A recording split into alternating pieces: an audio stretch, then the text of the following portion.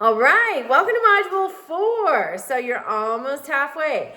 So this week, we're looking at, we're looking at changing historical narratives. And always it's most powerful for me to tell you from my own experience. So one thing that has been most striking to me is when I was in high school, so we're talking late 80s, early 90s, there was this church that was sort of adjacent to my high school, and around the parking lot there was a wall that was, if you were standing on the outside of it, is like hip or waist high, well, probably more hip high, and then the parking lot was a little bit lower.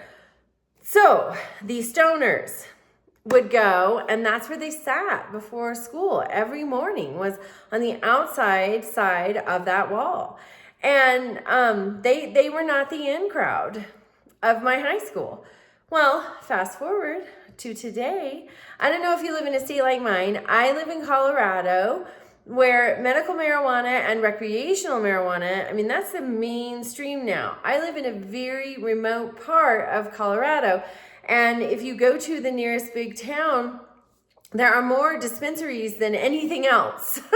So, and even during COVID, I remember the dispensaries were open and there would be these long lines, people just standing outside in long lines waiting to get in because only so many could go in at a time. So that is something that has changed wildly that I witnessed in my lifetime. So be thinking about that. What used to be shunned that is now accepted and encouraged? These things change all the time. And what is accepted and encouraged today, 20 or 30 years from now, it'll be something else. So that's something to be aware of. When we study history, obviously we're looking at it from right now. What is acceptable right now? And it's hard sometimes when we look back to understand it was a completely different time. Some things that are okay today were not at the time period we're studying. Some things that are not okay today were okay. We see that with the practice of slavery in this country. We would be horrified if that was going on today, as we should. But once upon a time, that was just an accepted part of life. And so we see dramatic shifts.